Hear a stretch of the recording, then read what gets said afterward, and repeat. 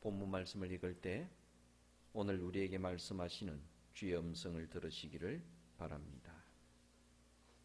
모세의 법대로 정결 예식의 날이 참에 아기를 데리고 예루살렘에 올라가니 이는 주의 율법에 쓴 바 첫 해에 처음 난 남자마다 주의 거룩한 자라 하리라 한 대로 아기를 주께 드리고 또 주의 율법에 말씀하신 대로 산비둘기 한 쌍이나 혹은 어린 집비둘기 둘로 제사하려 함이더라.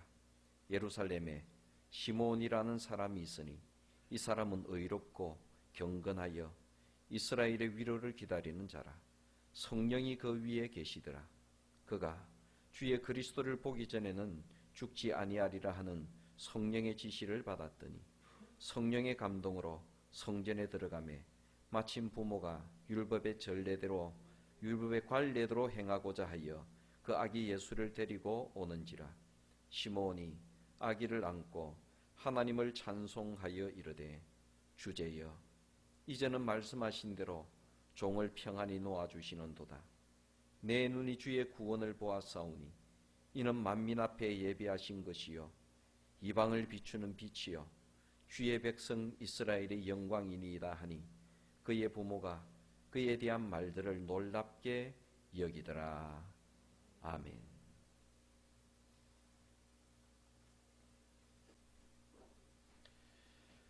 성탄절 후 첫 번째 주일입니다. 예수님께서 베들레헴에서 태어나신 후 8일이 지났습니다. 그동안 일어난 일은 예수님께서 태어나시던 날에 새벽녘에 목자들이 아기 예수를 뵈러 찾아온 것입니다. 그 외에는 지극히 평범한 일상들이었습니다. 사람들은 흔히 그런 생각을 가집니다. 지위가 높은 사람이나 외국인이거나 이런 사람들이 뭐라고 말을 하게 되면 귀를 기울이고 그 말에 대해서 대단히 놀랍게 여기는 그런 경향이 있습니다. 그러나 지극히 평범한 사람, 아니 평범하다 못해서 좀 천한 사람, 이런 표현이 어떨지 모르지만 천한 사람이 와서 뭐라고 얘기를 하게 되면 조금 흘러듣는 그런 경향이 있습니다. 그래서 이 8일 동안에 일어난 일은 목자들이, 천하다고 생각되는 목자들이 와서 하늘에 천군 천사가 나타났다, 우리가 그것을 보았다 하고 소식 전하는 것 외에는 나머지는 일상적인 것이었습니다. 8일이 지나고 나면 잔치를 해야 합니다. 아기가 태어난 지 8일이 되면 그 잔치의 가장 중심되는 내용은 할례를 하는 것입니다. 그리고 이름을 짓습니다. 8일째가 되면 성경에는 이름을 지으니까요. 그래서 요셉도 마리아도 이렇게 재산은 넉넉하지는 않지만은 자기들이 가지고 있던 돈을 준비를 해서 조촐한 잔치를 마련했습니다. 그리고 아마도 그 집 주인이나 동네 사람들, 이런 여러 사람들이 잔치 자리에 왔겠죠. 그리고는 그 자리에 둘러앉아서 함께 음식을 나눠 먹고 예수님은 그날 할례를 받으시고 그리고 사람들 앞에 발표를 했습니다. 이 아이의 이름은 예수다. 예수님의 성장 모든 과정을 보면 하나님 구약 성경에 말씀하신 대로 율법에 따라서 철저히 준수하면서 예수님은 성장하셨습니다. 그리고 또 예수님 살아계시는 평생 동안 하나님 말씀을 철저히 순종하면서 예수님은 일생을 사셨습니다. 우리도 그런 주님의 모습을 본받아야 합니다. 그리고 또 날이 좀 지나서 예수님 태어나신 지 40일이 되었습니다. 그날은 요셉과 마리아가 아침부터 굉장히 분주했습니다. 예루살렘으로 약 10리 정도 길을 걸어가서 예루살렘 성전으로 가기로 작정을 했기 때문에 그날은 아침부터 굉장히 바빴습니다. 그리고 또 요셉은 자기가 가지고 있던 여행 경비 가운데서 또 이날을 위해서 준비한 그 경비를 성전에 가서 성전에서 사용되어지는 은전으로 바꿀 돈도 준비했습니다. 그리고 성전에서 비둘기 한 쌍을 사서 제사를 드릴 그 돈도 마련을 했습니다. 그리고 아기 예수님을 품에 안고 십리길을 걸어갔습니다. 산길을 걸어서 갔던 것이죠. 예루살렘 성이 보이고 예루살렘 성전 안으로 들어갑니다. 맨 바깥에는 누구나 들어갈 수 있는 뜰이 있고 문을 하나 통과하게 되면 이스라엘 여자들만이 들어갈 수 있는 뜰이 있습니다. 그 뜰에는 헌금통이 놓여져 있습니다. 13개가요. 이 헌금함은 각각 헌금의 용도에 따라서 다르게 되어져 있습니다. 그래서 요셉은 헌금함으로 가기 전에 뒤로 돌아가서 자기가 가지고 있는 세계를, 세속적인 세계를 성전에서 쓸 수 있는 거룩한 세계로 환전을 했습니다. 그리고 또 거기에 있는 비둘기를 2마리를 샀고요. 환전을 해서 성전에서 쓰는 은전, 은 3개를 5개를 준비했습니다. 5세계. 레위기에 그렇게 말씀하셨습니다. 태어난 지 1달 이상 되고 5살 이하가 되는 남자아이를 하나님께 속전제로 드리게 될 때에는 은 5세계를 드리라 하고 레위기에 기록을 해 놓으셨습니다. 여자 같은 경우에는 3세계를 드려야 되고요. 그래서 5세계를 준비했습니다. 그리고는 이 속전 예물을 드리는 헌금 앞에 가서 경건하게 드립니다. 이 속전 예물을 드리는 의미는 우리 가정에서 태어난 이 아이는 하나님의 아이입니다. 마땅히 이 아이의 생애를 전부 하나님께 드리는 것이 합당하지만은 대신해서 속전 예물을 드리오니 주여 받아주시옵소서 하면서 드리는 것이 속전제입니다. 말씀에 순종하면서 그대로 드렸습니다. 그리고 이제는 마리아가 남자아이를 낳고 난 뒤에 40일이 지나고 나면 이제는 몸이 정결하게 됩니다. 정결하게 되는 예식을 행하러 제사장을 만나러 갑니다. 세 식구가.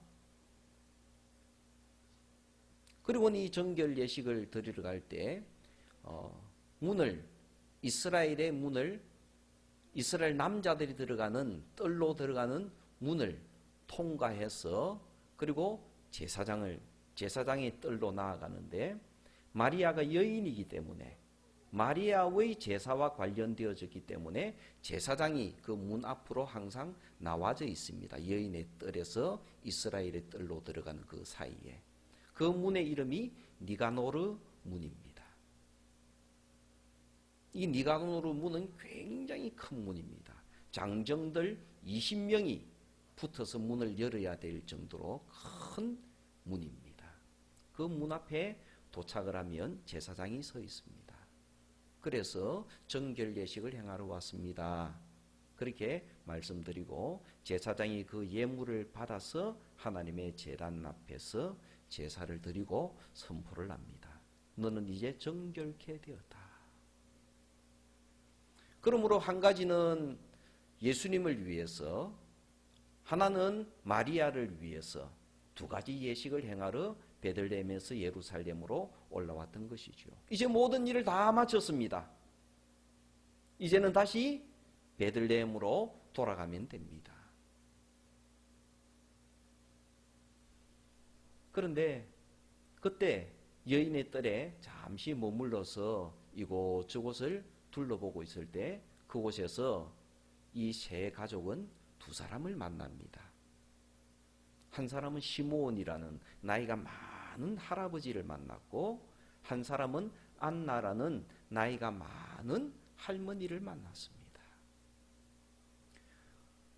모든 순서를 다 마치고 여인의 뜰에 있으니까 자기들은 알지 못하는 아주 거룩하게 생긴 분이, 할아버지가 경건하게 생긴 분이 자기들을 찾아오더니만은 갑자기 아기를 이렇게 달라 그래서 아기를 자기 품에 안았습니다. 그리고는 안고는 하늘을 향해서 찬양하며 기도를 하는 것입니다. 이렇게 얘기를 했습니다. 주제여, 이제는 주의 종을 평안히 놓아주시는군요. 내 눈이 주의 구원을 보았습니다. 이 구원은 세상 만민을 위해서 예비하신 것이고, 이방의 빛이 되는 것이고, 주의 백성 이스라엘에게 영광이 되는 그런 것입니다. 하고 고백을 하면서 하나님을 찬송했습니다. 그리고는 마리아를 보고 그렇게 말을 했습니다. 이 아이는 이 세상에 하나님의 구원을 가지고 오는 그리스도이신데, 이 아이는 세상 살아가면서 많은 사람들이 이 아이로 인해서 패하게 되고 낮아지게 되고, 그리고 어떤 사람들은 이 아이로 말미암아서 오히려 낮은 데서 높아지게 되는 그런 표적이 될 것입니다. 그리고 이 아이는 많은 고난을 받게 될 것입니다. 비방을 받을 것입니다. 비방을 받는 표적이 되기 위해서 이 땅에 오신 분입니다. 그렇게 얘기를 했습니다. 그러므로 그렇기 때문에 어머니인 당신은 이 아이로 인해서 많은 고통을 받게 될 것입니다. 마치 칼이 가슴을 찌르듯이 많은 고난을 당하게 될 것입니다. 그런 얘기를 했습니다. 그 얘기를 하고 있는 때 어떤 할머니 한 분이 다가와서 하나님께 감사 찬송을 올려드렸습니다. 갑자기요. 그 광경을 보고는 하나님께 감사했습니다. 그리고 찬양을 올려드리면서 예루살렘의 구속을 기다리는 모든 사람들에게 이 아이에 대해서 증거하면서 찬양을 했습니다.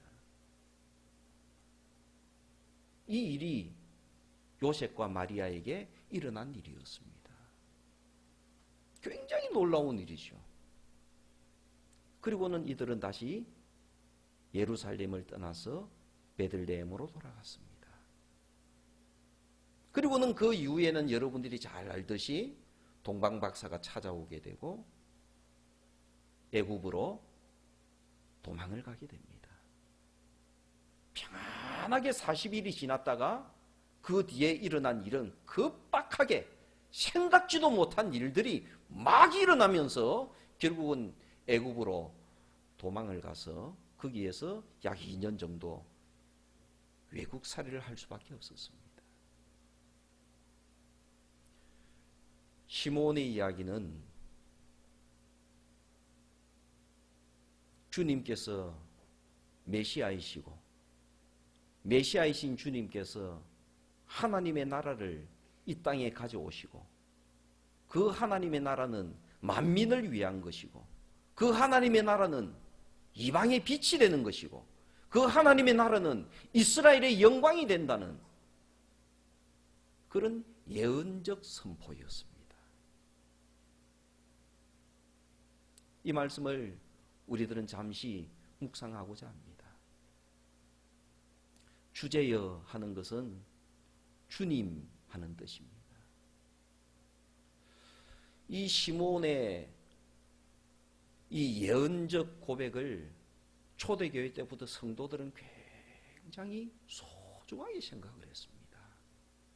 그래서 밤에 잠자리에 들기 전에 마지막으로 하나님께 기도를 드리는 시간이 있습니다. 그 시간이 되면 그 시간에는 시몬의 신앙 고백으로 하나님께 기도문을 올려드렸습니다. 그래서 성도들은 누구나 옛날부터 성도들이라 그러면 시몬의 이 신앙 고백을 다 배우고 있습니다. 그러면서 이 신앙 고백으로 날마다 마지막 하나님께 기도드리는 시간이 되게 되면 또 다른 표현으로 망가를 부르는 시간이 될 때 그때에 시몬의 노래를 가지고 하나님께 기도를 드리고 노래를 불러드렸습니다. 신앙 고백하는 거죠. 그러므로 이 고백의 내용이 성도들의 일상적인 삶과 굉장히 밀접한 그 무엇이 있다는 것을 말씀해 주시죠. 그리고 또 언제 불렀는가 하면 사람이 이 세상의 모든 삶의 여정을 다 마치고 천국으로 갈 때, 이 세상을 떠날 때, 그때 주변에 모여든 사람들이 시므온의 노래를 같이 불렀습니다.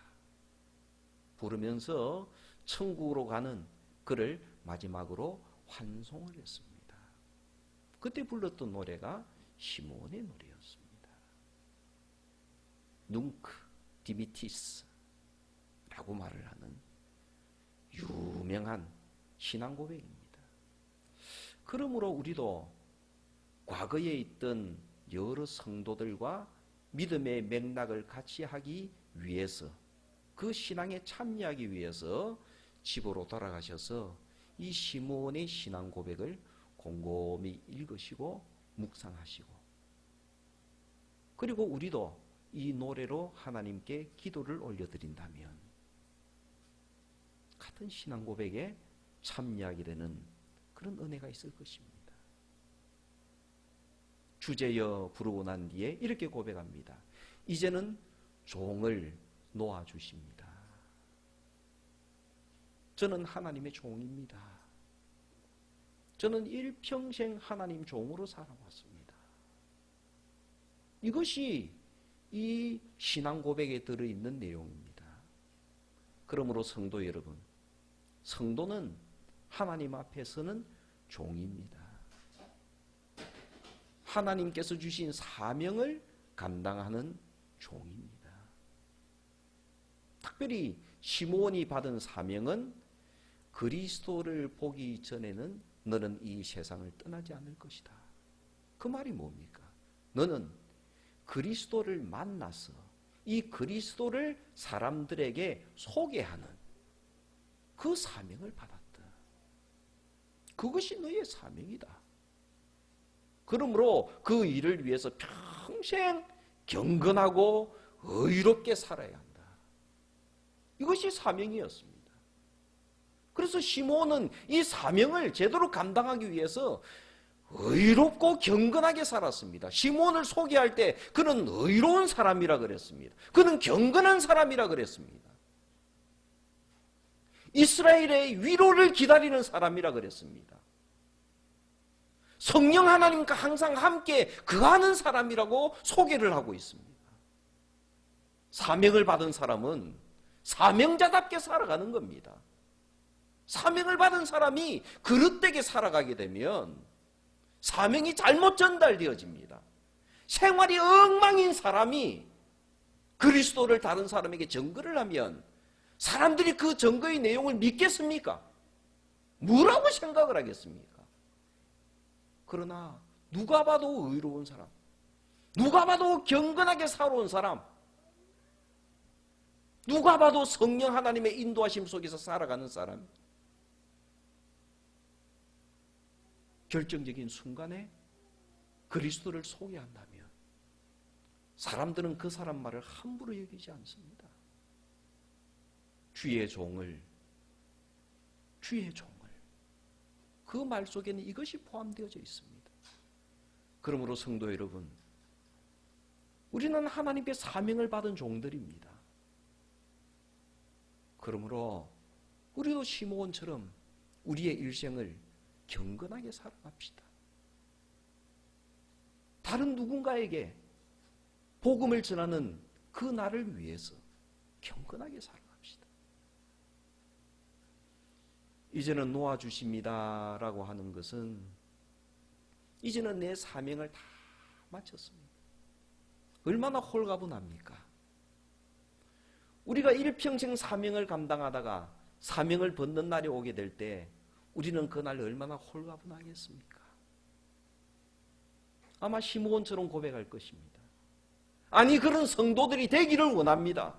여러분들이 일생을 다 마치고 천국으로 출발하게 되는 그 날이 되어지게 되면 시므온처럼 이제는 주의 종을 놓아주시는군요 하면서 홀가분하게 이 세상을 떠날 수 있는 그런 성도들 되기를 바랍니다. 내 눈이 주의 구원을 보아서 내 눈이 그리스도를 보았습니다.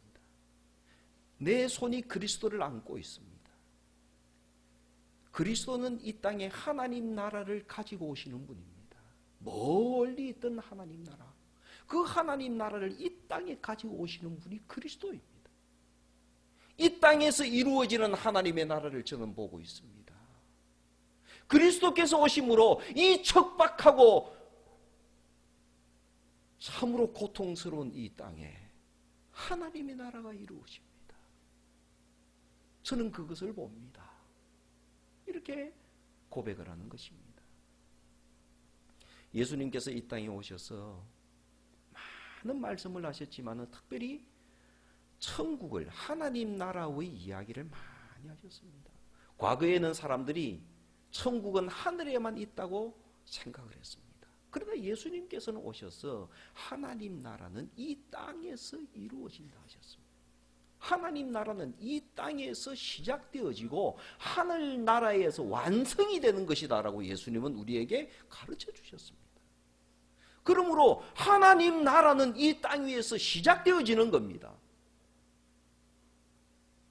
그래서 주님을 따라가고 말씀을 깨닫는 사람은 이 땅에서 하나님 나라 속에서 살아가는 겁니다. 하나님 나라를 보면서 살아갑니다. 이것이 예수님 말씀입니다. 그리고 그 하나님 나라가 땅 위에서 이루어진다는 것을 가르치기 위해서 얼마나 많은 땅에 있는 이야기를 가지고 하나님 나라를 가르치셨는지 모릅니다. 예수님은 수많은 땅에 있는 것을 가지고 가르치신 비유의 내용이 하나님 나라에 대한 겁니다. 그리고 그것을 깨닫게 되어지게 되면 하나님 나라 속에서 너희들은 살아간다. 하나님 나라가 이루어지고 있는 것을 너희들의 눈으로 보게 된다 말씀하셨습니다.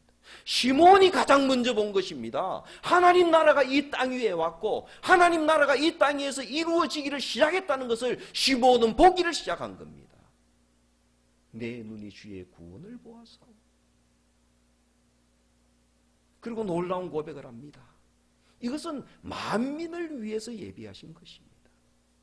하나님 나라는 일부 소수 특정한 사람을 위해서 예비되어진 것이 아니라 하나님 나라는 이 세상 모든 만민을 위해서 예비되어진 것입니다.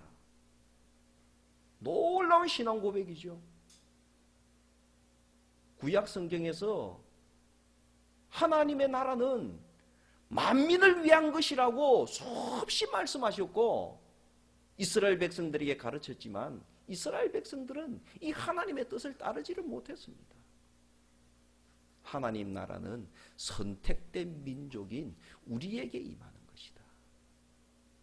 다시 오실 메시아는 선택된 사람인 우리에게 오시는 메시아이다. 유대인만을 위한 메시아. 이것으로 그들은 생각을 했습니다. 그래서 하나님께 징계를 받는 것이죠. 구약에 나온 유대인들이 왜 징계를 받습니까?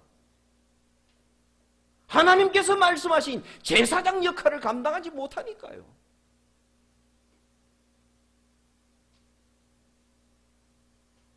만민을 위해서 예비하신 것입니다. 성도 여러분, 하나님 나라는 세상 만민을 위해서 예비하신 것입니다.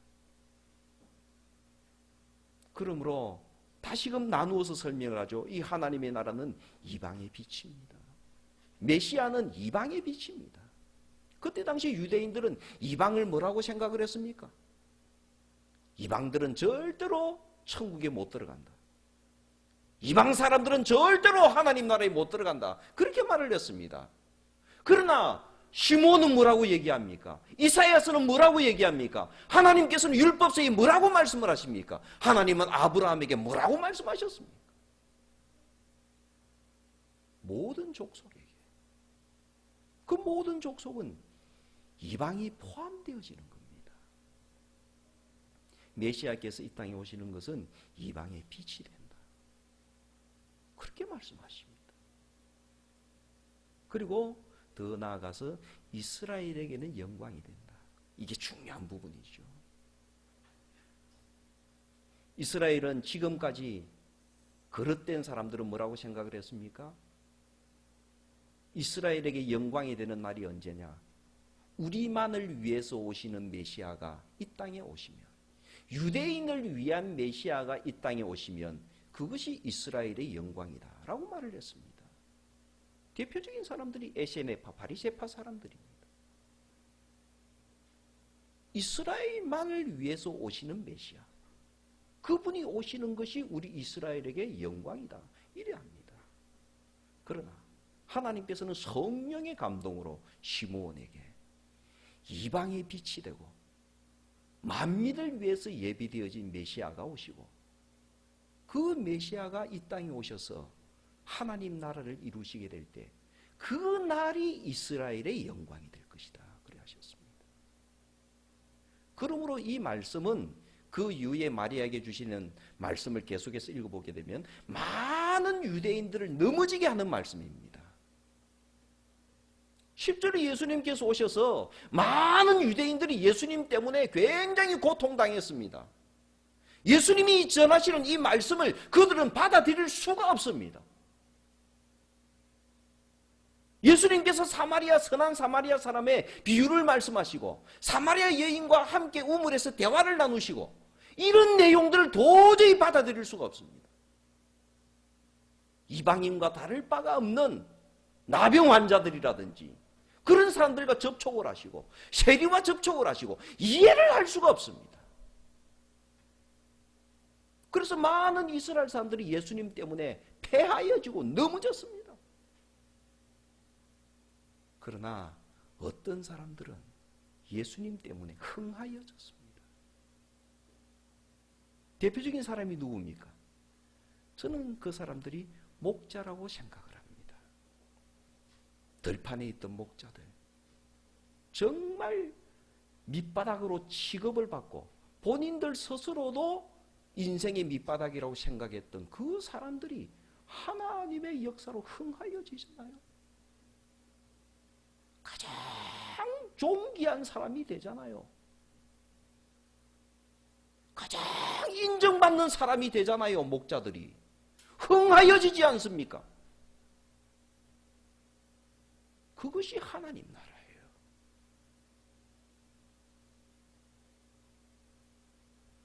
물론 예수님의 걸어가는 그 길은 이로 인해서 많은 사람에게 비방받는 길이었습니다.